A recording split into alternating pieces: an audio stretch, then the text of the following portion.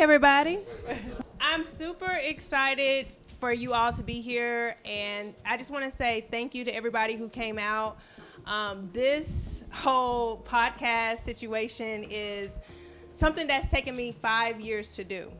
So a little bit of backstory about the podcast. It's called BeyondFace Podcast.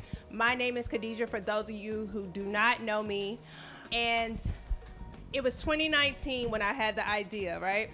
And I was in prayer one day, and the Lord said, you're going to do a podcast. I always seek to challenge myself in new ways. I always seek to bring people together.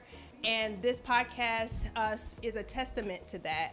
Anytime that I'm in a setting where I just meet a random person, I never take it for granted. So all of you are now my family. So thank you guys so much again for coming out. I never get invited by other women to sit at the table. Without somebody thinking you're trying to compete, somebody thinking you're trying to be better than them, somebody thinking that you're coming for their spot. But really, we can all shine. We each have something to offer. I'm really excited to bring the BeyondFace podcast and to share stories of people who are successful, you may not have a insight into how they get there. So today's subject matter will be advocacy, women in leadership, and advocating for other women. So let's get started. All right, so we can first start with Vernita. So my name is Vernita Duvall, and it was a joy to meet Khadijah at the Executive Women of Color Conference in Charlotte last year, and we've just remained in touch. And I will tell you that this was the second Executive Women of Color Conference that I had attended. The first one, I didn't think I belonged in that room with all of these powerful, beautiful, capable women. But this year, last year when I went, I felt better. And I felt because I am qualified. And so sometimes we don't need other people to validate us. We just need to believe within ourselves, right?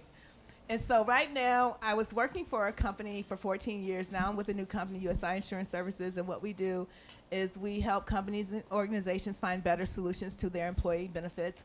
And I speak to corporate executives all day. And so this is a language that I know. I just didn't feel like, I was doing anything spectacular.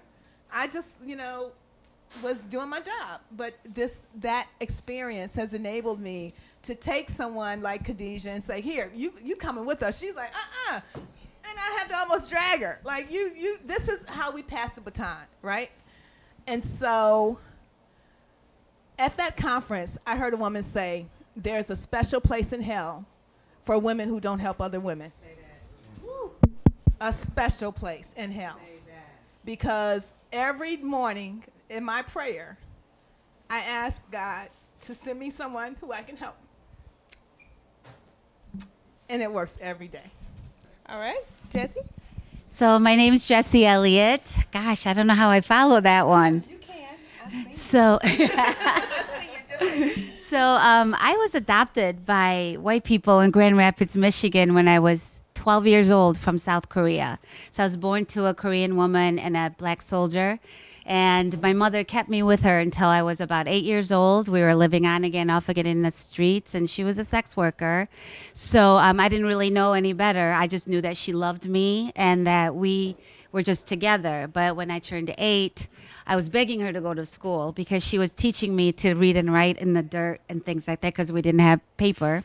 And she brought me to my grandma's house one day. I'm turning 8. I have all my clothes on. I got my little bag, and we would take a hot bus ride all the way across the country. And we go to this mountainside little town in Korea. I meet my grandma for the first time. And we spend a couple of days together. And it's amazing because I've never been with anyone other than my mom. And my mom says, I'm going to run up to the store. And then I didn't see her again until I was getting on the plane to be adopted here when I was 12. So 8 to 11 with grandma in the mountains, and then 11 to 12 in the orphanage, where there was a Catholic priest that was preying on all the children in the horrific ways that you can imagine. So I get adopted by conservative evangelical white folks in Grand Rapids, Michigan, who remind me every day that my mama was a whore and my dad was the N-word who didn't want me. So I'm just determined my whole life I'm going to be successful. I'm going to make money in America. And when I have kids, I'm going to give them everything. And they're never going to be hungry. Ain't nobody going to call them names, right? So I moved to Detroit when I'm 19. I marry a very wealthy, well-to-do white man who ends up being paranoid schizophrenic. We had 4 children together, beautiful children, 3 daughters and 1 son we adopted actually from the lighthouse here in Pontiac. He was a little tiny one. He's the only one nobody ever questions if he's mine because he's brown. And the girls are all white. But anyway, and he was paranoid schizophrenic, and our family was all over the news, Huffington Post and all that, because he had kidnapped the children and disappeared into the mountains. I don't know if y'all remember. Orchard Lake Dad kidnaps kids. Fox News in my house, all of that kind of stuff. But the kids and I persevered. We made it through, and then we get divorced, and I marry a very, very well-known automotive designer, a car designer. Some of y'all might know him. I'm not going to say the name, though, because I'm done with that. So the year I turned 50, I find my real dad. Or I should say my cousin finds me on Ancestry. And her name is Takara Williams. She's a famous comedian with Snoop Dogg and Kevin Hart and people like that. And I was like, if you're my cousin, it's a miracle because I was adopted by white people. So long story short, our dads were brothers. And I met my dad the first time when I turned 50. And we talked on the phone, and I was going to New York to see him. And very first time we talked on the phone, and he said, I can't imagine how difficult your life's been. And I have to tell you, I never recovered from losing you and your mom. And as long as we are both on this planet, breathing, you'll never be alone again. And I got to tell you, that changed the script of my life. Divorced the husband, moved back to Michigan, decided to go back to school for psychology. So I'll be getting my PhD from NYU with my book. I got a couple more years yet, but I'm here, and the work that I do now, I used to work in branding and marketing, and I was really successful. I actually have a couple buildings in this town, but I flipped the script for psychology and behavioral health and mental health because I think that we, as women, particularly women of color, we're all so used to being strong and not ever needing anybody's help. I wanted to create a soft space where I support women of color, Black women, Korean women, Blasian women, Indian women, white women too, Laura. This is just you. But just women in general. So when Vernita says there's a special place in hell for women who don't support other women, I absolutely concur. And I had to say yes when she called me. So yeah, we'll be launching some other things to help women and be a resource. But I just want to tell you that I'm so grateful to be here. Well, last but certainly not least, Dalph. Thank you. Not sure how to follow that, both of you. Girl, but, I was sitting here thinking, I'm like, wow, what an can I amazing make up, story. right? What am I Right. Can't make this shit up. Right. And it's interesting because the one common denominator among all of us is Vernita.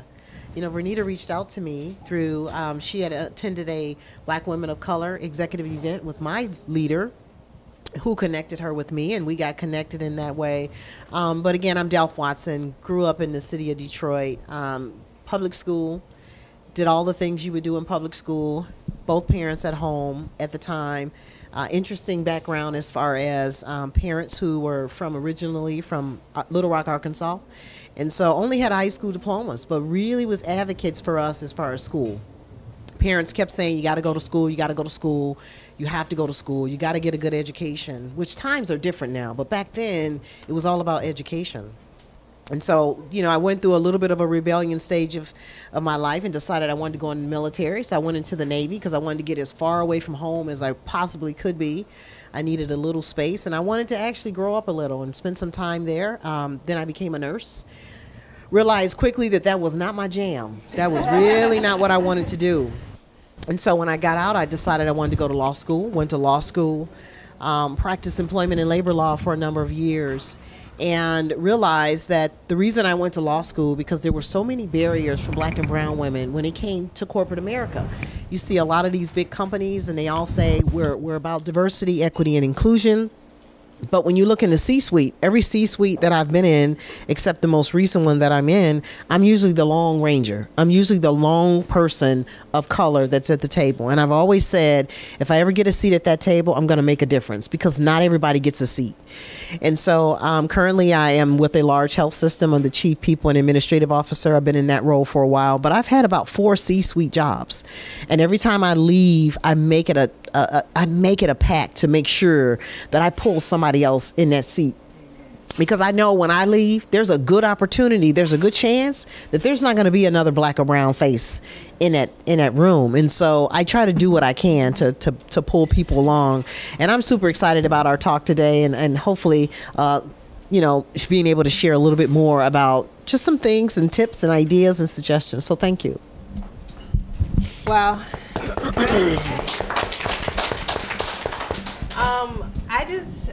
This moment is so great. And what I want to first start our conversation with is, let's talk about our own advocacy stories. So where did you receive the largest advocate, that is paramount to where you are right now in your career? I want to hear that, because a lot of times, right, there are people who inspire us, and they give us a place of comfort. They give us a place of empowerment. And what was that empowerment story for you? And who wants to start? So I'll go. And I can, I told you to bring some tissue. Sorry. We were together. Right, we were together. So I was just telling the story to Khadijah on the way here. And my mom doesn't say a whole lot. She's the strong woman who just, watches over and, corrects you and is there to hold you when you fall. So I was at, come on, you got it. You got it. Ooh, you're going to make me cry over here. So I was in, I'm a crybaby, so y'all just have to get over it. But anyway, so I was living in Chicago, working for a telecommunications company, and I was just fired. I was just fired, and at the telecommunications company, prior, I was hired in by the CEOs, executives, and the people that ran the company. Well, they left, and they started a new company. So that was the old regime, and I was a part of the old regime. So when the new regime came in, I was one of the first to go. Mm-hmm. And so the old regime called me like the very next day. How they heard, I don't know, but they heard. And they called me and said, Vernita, we want you to come to Maryland from Chicago. Oh, wow. And I was like 32. And so I was like, really? No interview? No, we need you today. Can you, make arrangements. So I called my mom. And I know she's not going to remember this, but I said, Mama, they want me to just pack up and leave right now. And she said, well, you're young, you're smart. If it doesn't work out, dust yourself off and keep on going. I was like, wow. That was the confirmation, validation that I needed, that I had never really gotten. And so over the course of the years, I can also attest to one of my best friends, Leslie Wise, who lives in Houston now, but we went to Michigan together. And I'm currently the goddaughter to her daughter, who lives in Fort Wayne, so we see each other all the time. But she was the one who helped me get my voice. Because, like my mom, I was really meek. And to be meek is okay, because I hear that, it's when you're weak, you won't fight. No, when you're weak, you can't fight. But when you're meek, you won't fight. That's the difference, right? When you're weak, you can't fight. But when you're meek, you won't. And so, I know, right? And so she was the one, because her and her mom argued. I mean, they were totally different, totally opposite from me and my mom. They argued from sunup to sundown, and then they were like, what do you want for dinner tonight? I'm like, wait a minute, what is this kind of crazy world that I live in? And I found my voice. And so right now, she and her daughter argues in Fort Wayne. And she's like, Vernita, why won't you, stick on my side? You're always fighting for Ariana. I said, because when I met you, I didn't have a voice. And I couldn't stand up for you to your mom like I wanted to. But I have a voice now, and I don't care if you're right, you're wrong. Because this little girl I'm going to be on her side every single time. And I love that. Yeah. I love what you said because I think a lot of times, you know, when you are in a place to provide voice or to provide something of value, a lot of women shy away. Right. And I don't know if it's like the complex of the organization or if you're actually scared or you just don't believe in your ideas. But to identify your voice is a place where you feel empowered. Did you want to add to that? Yeah, you know, it's interesting that you say that because I think about my very first experience in the C-suite. Yeah. And I didn't have a voice. I was in there with a lot of white men, and there was there was a white woman, and then it was me. And I remember not knowing when to speak up, not knowing when to defend my position. And then when I did defend my position, defending it a little bit too aggressively. So it's like, what is that balance with being passionate about what you're thinking, but having your voice? And at that moment, this is something that a lot of people don't take advantage of is, you know, I remember calling a girlfriend of mine who was very instrumental in my career, and she, you know, she unfortunately was not able to break through the glass ceiling. So she got to a certain level but couldn't get any further before she retired. And I asked for some advice, and she told me, she said, you know, you need to invest in yourself. You need to invest and get you an executive coach. Find you a coach, someone to help you get your voice, someone to help you be able to articulate and say the things you need to say in the way in which you want to say it without being overly aggressive. Because, you know, I didn't want to be the angry black woman in the C-suite, right? But I also didn't want to be walked over in the C-suite. And I was being walked over. That first year was terrible. So I definitely can relate as it relates to those kind of things. You know, having a voice, but making sure that that voice that you have is a balanced voice, and it fits the environment that you're in. Because again, I didn't want to be overly aggressive, but I wanted to be heard, and I wanted to be understood and be respected. What do you think made you, you know, the most successful in that? Was it your coach, or what were the things that you had to do to get to the level where it's like, here I am? You know, I had to do the work. The coach gave me homework and made me do the work. And so we were meeting every week, and it was like a therapy session. I mean, there were days when I would go in there, excuse me, I have a little bit of a cold, but I would go in there and I would cry because I would have had a tough day. Because sometimes it was tough. I kept saying, I wanted this, but now that I have it, am I really ready for this? Am I the right person to do this job? I really was like not feeling safe. I wasn't feeling confident. I was questioning myself. And so for me, I really had to do the work. It meant homework. It meant writing down specific examples. It meant practicing. And it was like going back to school, going back to high school, going back to, you know, the early parts of learning. And it was really a learning journey. And it took a lot out of me.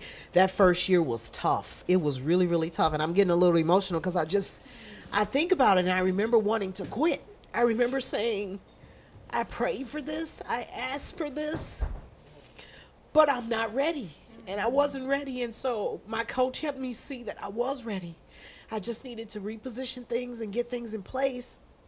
And it really helped me. And so to this day, I still have that coach. And I've had her for over 10 years.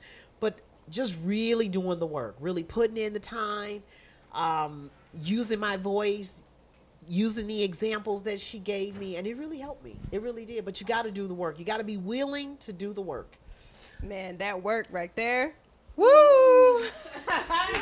Yes. That work is like, that is such a testimony, I mean, in itself. And I have a question that's going to kind of segue in what you just stated is being vulnerable. A lot of times women in leadership feel like we can't have that soft space. We can't have a place where we add, you know, that soft side of us, because we have to protect ourselves. We have to be independent. We have to present ourselves. We always have to be on. I mean, we see that in single mothers, you know, shout out to all the single mothers in the building. I mean, all the mothers in general, because my thing is being a mom, taking care of your kids, you know, loving yourself. making sure there's food on the table. It's just a lot going on. So I want to ask this question to Jesse. Is, you know, in these vulnerable times, because you've had multiple times in your life where it's like, who would have ever thought? How did you muster up the courage, the confidence to continue moving forward and laying the groundwork for all of the things that you're doing today? Well, I think vulnerability is an extreme sign of strength in a person. And the courage to be vulnerable, because there's two different meanings of being brave and being courageous. Being brave is like, you don't know what the hell's going on, but you're going to just jump in because you're going to see what happens. Being courageous means knowing that there is fire and dragons and snakes and all the horrific things, but you're going to go through it anyway because you know you're going to that other side, right? So that's how I see vulnerability. And it was a lesson. It's a life lesson for sure, and I'm still learning it. And as far as me being vulnerable about my personal story, I didn't start doing that until I left my famous husband. Because I was in this box that everybody put me in. Jessie, be skinny. Jessie, be pretty and be that pretty little China doll. And don't say fuck too many times because, you know, one time is, it's just a little bit scandalous, but not too much. But I mean, I'm scandalous as fuck. So, and it is what it is. And it is what it is. I'm trying to be respectful. And it is what it is. I want to be respectful. But I really think that I have to thank my village of friends. I mean, one of them right there, Rui Hall. This girl has seen me be the fake-ass Jessie, being on the red carpet and being on TV and all the red bottoms in the world. And she has seen me when I was like, girl, you got to cash out me a little bit of money because I need some stuff to happen. And I just decided that my vulnerability is my strength. And how I share it is how people will be nourished from it because it's possible to be out. But you got to look at the demon in the face and go, I'm not today, bitch. Not today. I'm out of here. So does it answer the question? Oh, yeah. That was great.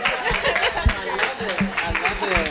Oh, my God. No, I mean, and that's one thing that I saw I saw this in this panel. I mean, I didn't know, you know, you two ladies before, but when we connected last week, I was like, I love the realness. And the thing about it is when you're able to be authentic in your own skin, in your own placement, I mean, it's unreal because nothing else will touch you. Like she said, you can be in the trenches, but you like, I'm gonna get out of this tomorrow. I'm gonna suffer today. I'm gonna cry today, big baby, right? Mm-hmm. We crying today, but tomorrow is gonna make me better.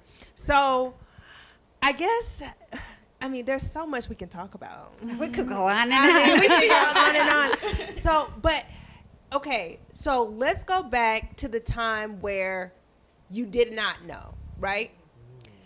You did not know who you were. You did not know what you had to offer. I want to hear from each of you ladies. What was the moment or what were the things that you had to do to prepare in those darkest hours? So for me, it was just showing up. You know, I knew I still had to show up. Right.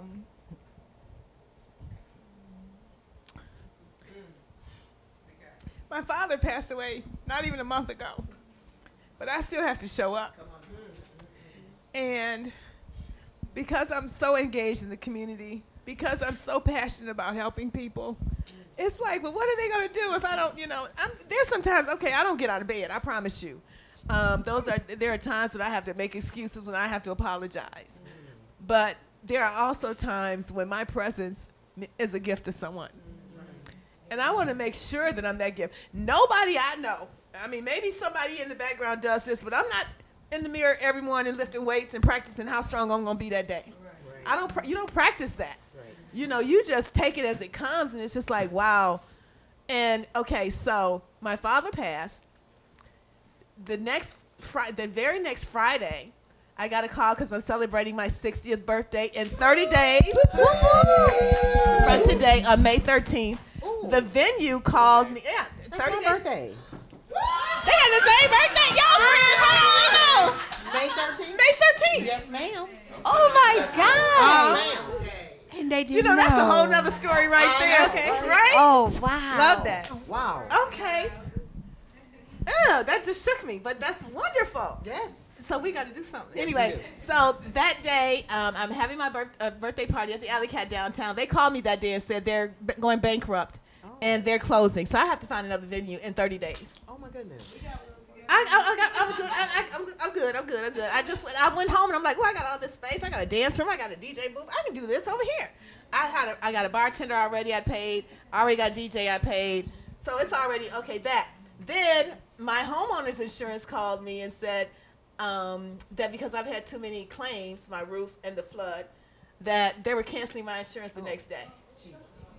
So this is all these things happening. I'm like, bring it. Okay, devil, you want to see The me devil in is a liar. form? Watch Right. me work. Right. Took care of. Hey, how about that?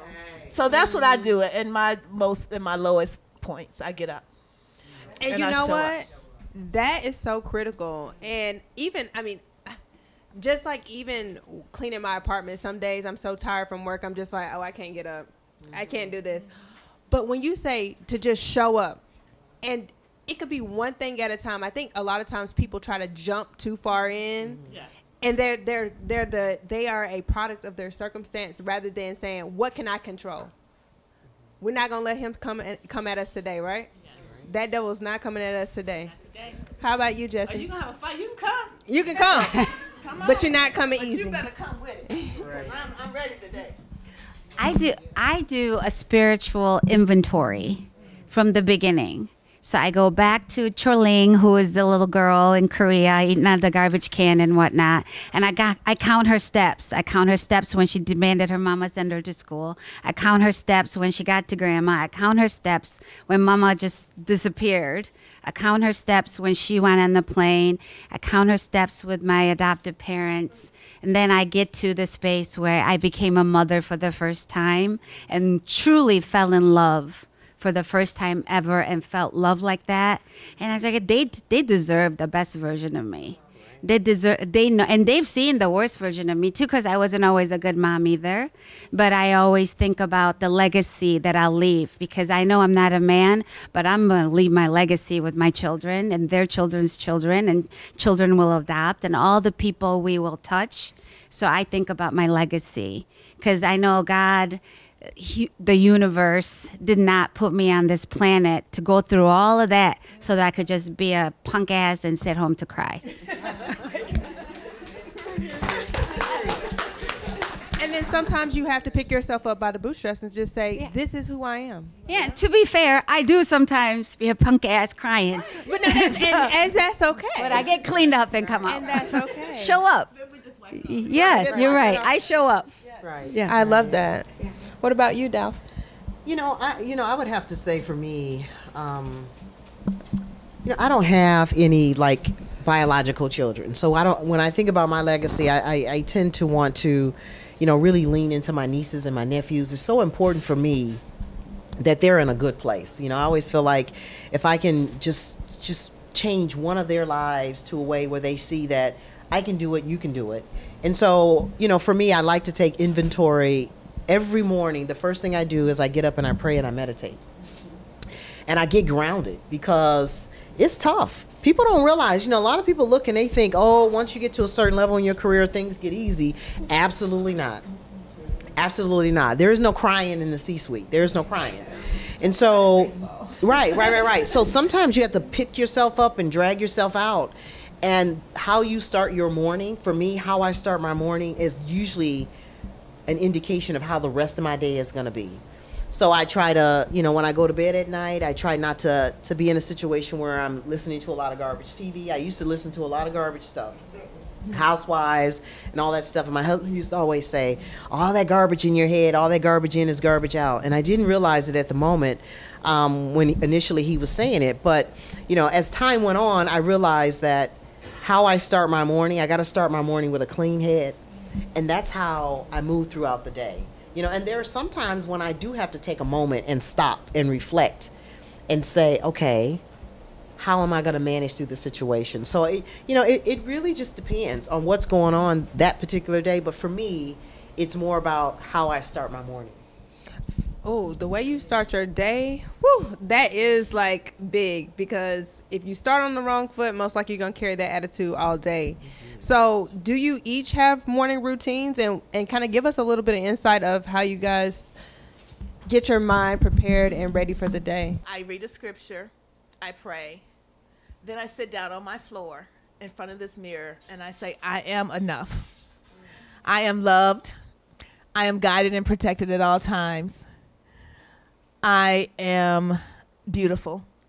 I say all of those things that are lined up on the mirror, and God loves me.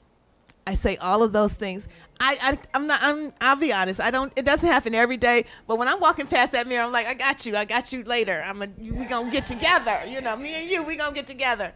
And so it's just discipline, and it's a habit, and those habits make a difference. And so then, you know, if I got time, I get in my big bathtub and I take a bath instead of taking a shower, because then after all of that, I want to, you know, really feel like I'm doing something good for me. And so I cleanse. Wow. Dang, I wish I was that organized, but no. I said most days. That's my goal anyway. No, I typically get up, and I have 2 dogs. I have a pit bull and a Malinois who are super highly energetic. So I take them out for the day, and then I come back, drink my mushroom coffee, and set my goals for the day. And if I get through half of it, I'm lucky. And I just give myself a little bit of grace with that, because I tend to be a bit of an overachiever. So that's my latest thing, is I'm giving myself more grace in the morning. That's beautiful. I like that. Again, for me, the only thing I would add is just working out in the morning. It helps me, because I really have to start the morning off the right way. Otherwise, my whole day is just ruined. So. Honestly, I attest to that. Like, working out at 5 a.m. for me is like the best day ever. Yes. You're so clear. But you're so clear in the head. Like, your head is so clear going into your day. Yes. Listen, y'all need to try that. Y'all need to try that. Yeah, exactly. Right. Very young. So, I have a question. What do you guys think is the biggest misconception about women in leadership? That we're all bitches. Yep. That's what I would say. That we're all bitches. But we really, at the end of the day, we're just like girls who want approval and validation. Right. And we want to like help other people to get through the day and get through the project, get through the mission at the end of the day.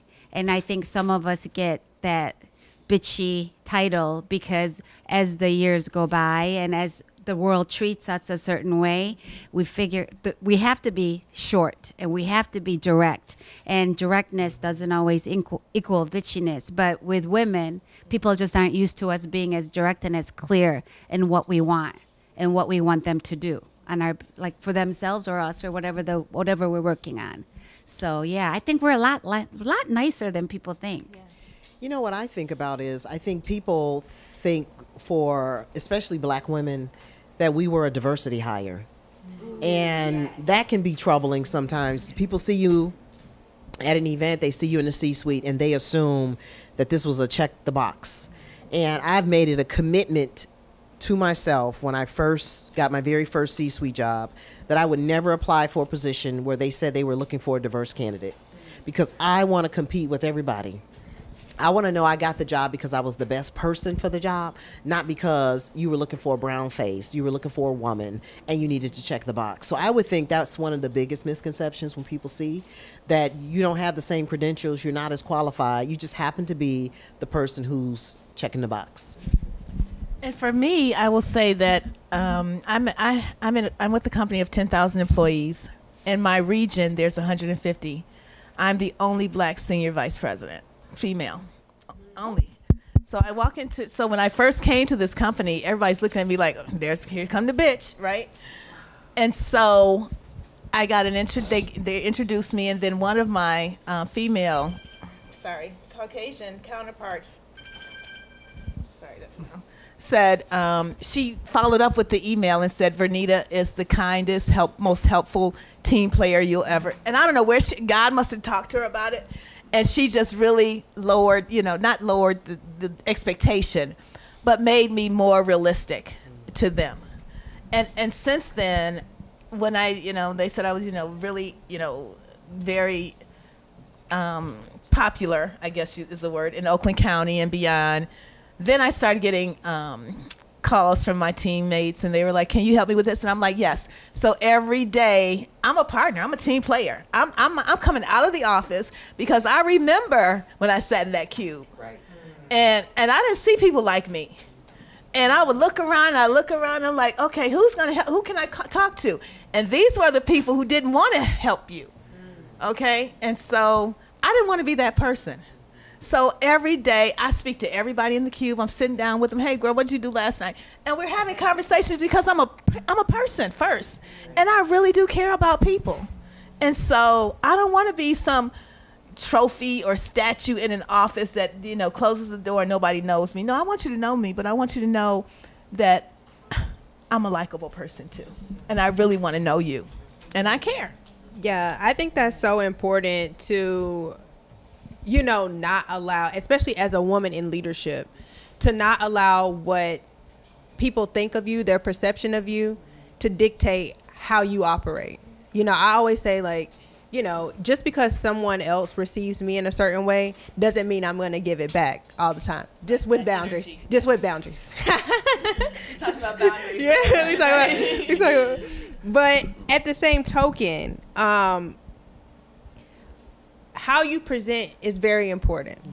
I know we kind of talked about this on our introduction call, is that a lot of us in women in color, or just diverse women or diverse people who have different cultures, as they present themselves in the workplace, right? There are so many biases from leadership, from people who we work with. And it's like, well, if I'm new coming into this, what is the best advice would you ladies give?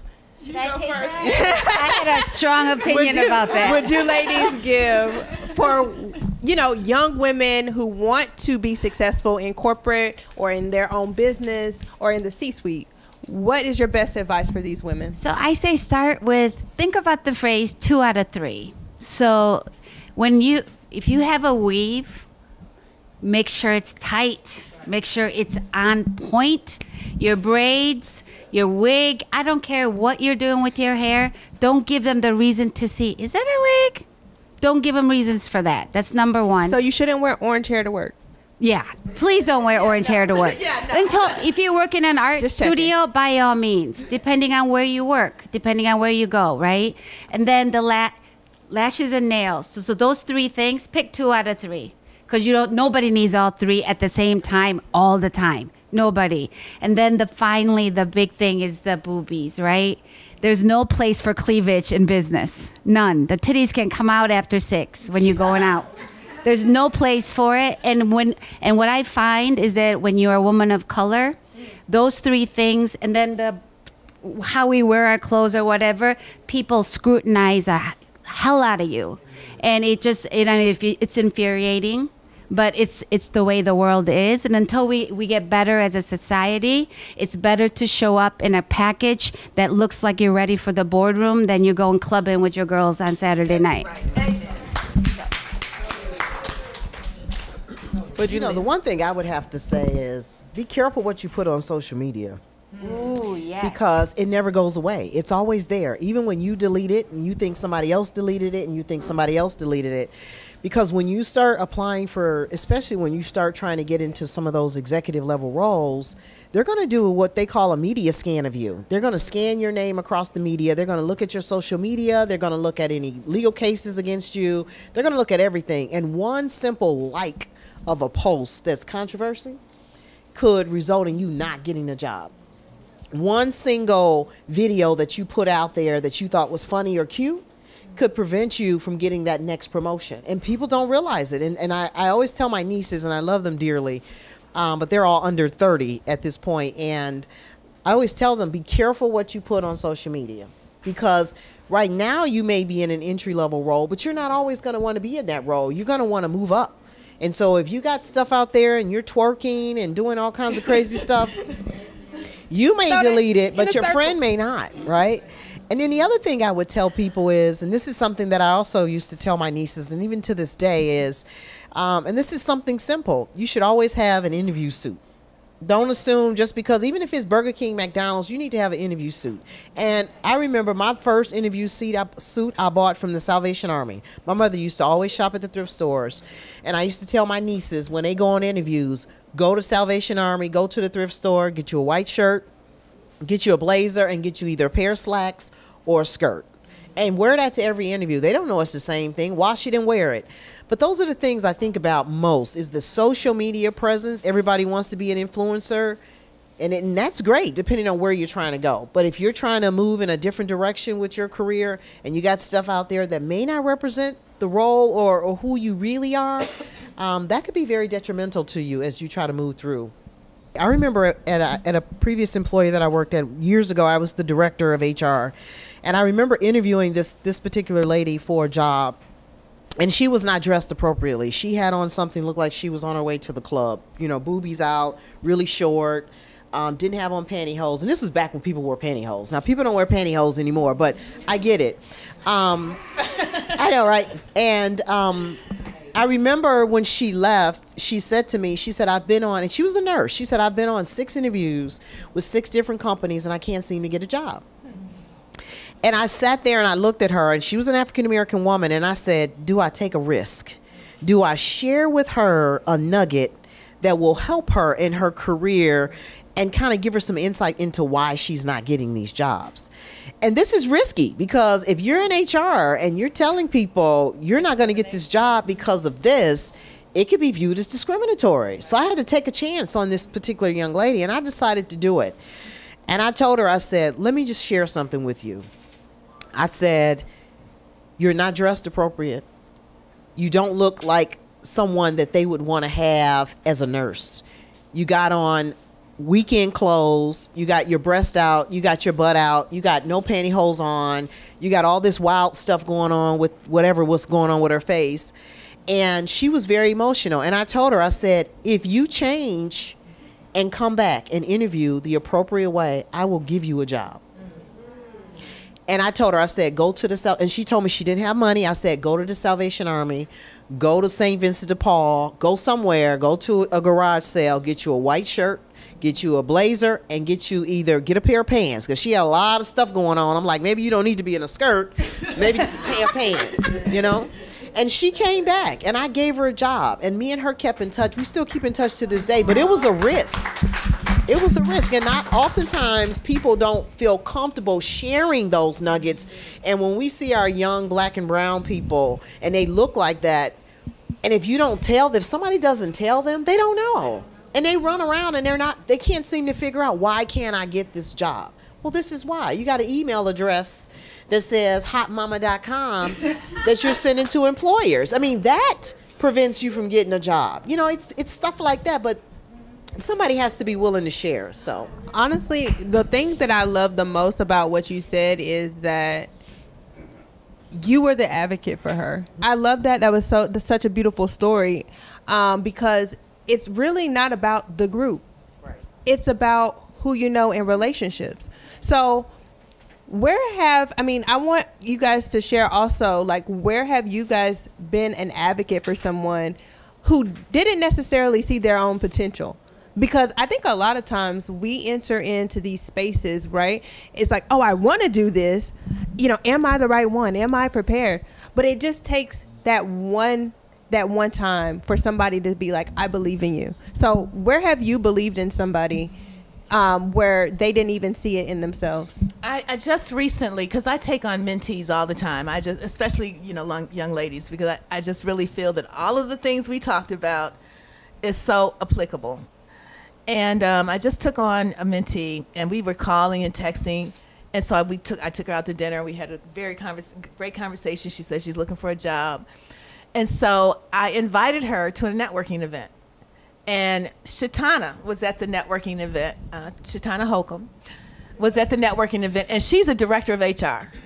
And Shatana, how many directors of HR? Atal was there, another director of HR. There were about at least 80 HR directors and higher in that room.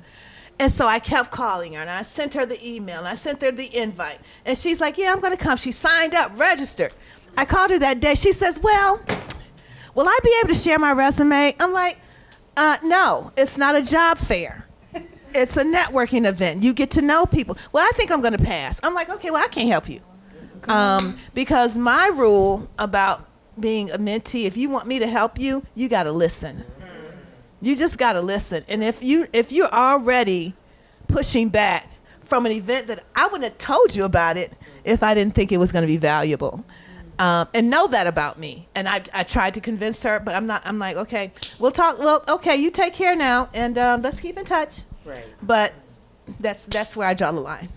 Yeah, I buck a little bit at the whole mentor and mentee narrative because I think we all fall in both areas often, but I make it a practice I make it my everyday practice to share what I know and what I learn, and with space that I'm still in the process of learning. And I mean, like recently, as I've shared, I'm changed careers, but when I was in marketing and branding, I was out in the public a lot more. So my picture's out on the paper. I'm on TV. I'm out with celebrities all the time. And there's one particular young woman who reached out to me on Facebook. She said, "I know you. I've been following you, and my mom is a link. And then this lady, and can I please take you to lunch and talk about something?" I'm just like, I don't have time for this. But I went to meet her, and this was like probably 12 years ago now, and we talked it through. And she had been an executive at Ford, gotten pregnant, had babies, and all these had one baby, and I just like, the fact that you're a mother, nobody cares. Nobody cares. They don't. It's going to be a thing that's going to be like your Achilles heel, because you can't ever say, "I'm not coming to work because of my baby's this and this and this." Don't share that stuff. But she and I kind of grew together, and we always share information, and we make it a practice to share with everyone. And now she was the person that rebranded Carhartt. If you guys know Carhartt brand, they were just a construction brand, but now because at that time, we were moving into the digital field anyway. So now she was the person that told Carhartt, you're big in the urban community. Let's twist that into a fashion brand. So we did the entire campaign, and now Carhartt is what it is. It's a household name in a different way. So when we say mentors and mentees and how do we advocate for one another, share information as it comes, because we're all work in process. I don't ever think that I know more than somebody who hasn't accomplished as much. We just were put in different places at different times, right? I like that. And the reason why I like that too is that it gives you still as a leader a space to grow. It sucks to run into a leader where it's like, well, you can't tell me nothing. You beneath me. And that's what women in advocacy is about. So in your downtime, ladies, what do you guys like to do? I don't know about downtime, but she's a busybody. Right. She's a busybody. I'm good at doing exactly what Dalph said she doesn't do anymore, and that's watching crazy TV. My downtime is reading and just clearing my head completely. Love that. Well, I have 4 young adult kids. So I have a teacher, a med student, a musician, and an artist. So I spend a lot of time with them. But really, I'm a huge animal person. So I have a horse that I get to the barn whenever I can. It's the most peaceful, beautiful thing. I spend a lot of time learning how to be a homesteader. So I was just telling Dalph, I learned how to preserve eggs for 2 years in water and lime. I make my own bread and stuff like that. People think I live in Red Bottoms, but no, I'm usually like cooking and like cooking for my friends. Like I show my love with food. I love that. It's interesting because for years I didn't know how to unwind, and I didn't know what to do outside of work. My brain was always spinning. Yeah. My husband forced me over years to really find a way to disconnect. He said, you got to disconnect, or otherwise you're going to go crazy. So for me, when I think about the things I like to do outside of work and to just kind of relax, is last year I took up gardening. So for the very first time last year, I planted tomatoes and peppers and lettuce and all that stuff. And I'm like, I find myself wanting to go back to the old days of farming. Right? Homesteading. I just, it's where it's at. You know, and I mean, I spent a lot of time with that. I'm not a cook. My husband will tell you, you don't want to try to eat anything I'm trying to cook. But you can pick it, huh? Right, I can definitely pick it. But I'm a huge sports fan. Detroit Lions, absolutely love them. Anything sports related. I love to work out. My husband and I, we love to work. We love to cycle. And just anything that gets me outside. I like to be outside. I mean, for me, if I had any place I want to retire, it needs to be somewhere where it's warm all the time and I can always get outside. So that's how I like to kind of unwind. I love that. Well, I know that we are coming to a close. However, I would like to hear from each of you, you know, what is the best advice that you've received about life for our parting ways? I Chad. just, you know, a lot of people have told me so many things over the years, and I will just say that just being kind. Just be kind, you know. You don't know what people are going through. Yesterday, I was sitting at J. Alexander's, and I'm sitting there, and I'm thinking about, you know, my dad and everything. I just started crying, boo-hooing. I'm like, can you get me some tissue, somebody, you know? But, you know, and they were kind, and that helped. Just be kind. You know, it took me a long time to get to that. And because I thought everybody had to hear what I had to say no matter what. And, you know, they had to get all the attitude with it. You know how we met, kind of. We almost got in a fist fight. That's another episode. That's another episode. We need the tea. Girl, I we don't know need where the tea. you came from, but, you know, Right. and she was right back in my face. I mean, then we're like, wait a minute, I think we might like each other. We might be okay. We love each other. Yes. But, yeah, just be kind. I love that. Yeah, me too. So I say this thing stuck with me, the word when. So you know how I didn't realize how much the word when limits us. So how many times have you said, when I have enough money, I'm going to go do this. When I have a better car, I'll go here. When I've raised all my kids, I'll start this business. Or when my parents are gone, I'll do that. No, like when. This is when, right now. Your when is like right here where you're at. And do whatever your dream is, whatever you're thinking about doing. You fail, so what? Then you learn, because it's not really failing. You learn, move on. Just limit the word when. That's beautiful. I love that. And receive. For me, I would have to say, if I think about from a business perspective, I had someone tell me, and this is something that I would give to anyone that's looking to advance in your career, is if you don't have a seat at the table, find out how to grab you a chair and pull up to the table. Bring your chair to the table. When you get that opportunity at work, you may not get that second opportunity. So don't shy away from it. Shine. The other thing I would have to say comes from my mom. And she's 83 years old.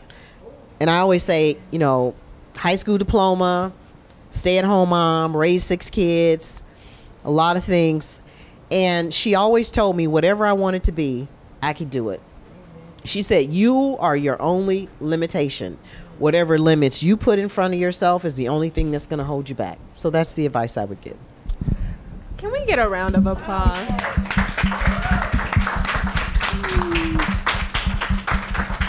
Well, I just want to thank everybody for coming out. Can we get just one more round of applause for the panelists?